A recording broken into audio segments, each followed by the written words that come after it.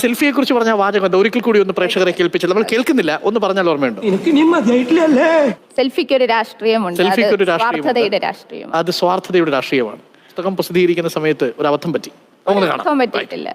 Selfie ആയിരുന്നോ പുസ്തകത്തിന്റെ പുറംചട്ടയിൽ കാണുന്നത്? തീർച്ചയായിട്ടും സെൽഫിയാണ്. സെൽഫി ആയിരുന്നോ പുസ്തകത്തിന്റെ പുറംചട്ടയിൽ കാണുന്നത്? തീർച്ചയായിട്ടും സെൽഫിയാണ്.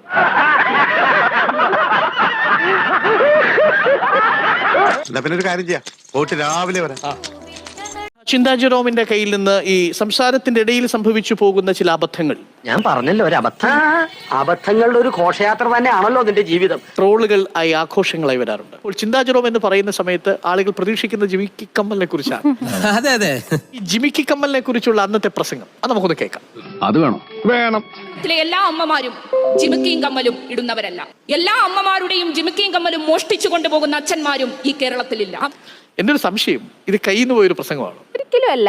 ഞാൻ പറഞ്ഞ നിലപാടിൽ ഞാൻ ഇപ്പോഴും ഉറച്ചു നിൽക്കുന്നു. കണ്ണീര് തുടച്ചിട്ട് കുറച്ചുകൂടി വിശ്വസിക്കാൻ തോന്നുന്നു. പാട്ട് അല്ലെങ്കിൽ അതിലെ വരികൾ നൽകുന്ന ഒരു സന്ദേശം അത് പ്രതിലോമകരമാണ് എന്ന നിലപാട് ഉള്ളത് കൊണ്ട് തന്നെയാണ് ഞാനന്ന് സംസാരിച്ചത്. പ്രതിലോമകരമാണ്. അർത്ഥം എനിക്ക് അറിഞ്ഞൂടാ. നല്ല വെയിറ്റ് ഉള്ള വാക്കല്ലേ, കൊള്ളാമോ? ഈ തങ്കപസ്പക്കുറിയിട്ട തമ്പുരാട്ടിന്റെ തിങ്കളാഴ്ച വ്രതം എന്ന് മുടക്കും ഞാൻ എന്ന് എഴുതിയ കവിയുടെ അവസ്ഥ എന്തായിരിക്കും ചിന്ത? ഷാൻ റഹ്മാനാണ് ഇതിന്റെ മ്യൂസിക് കൊടുത്തത്. അദ്ദേഹം പറഞ്ഞത് ഈ പലതരം മണ്ടന്മാരെ കണ്ടിട്ടുണ്ട്, പക്ഷെ ഇത്തരത്തിലൊരു മണ്ടന്മാരെ കാണുന്നത് ആദ്യമാണെന്ന്.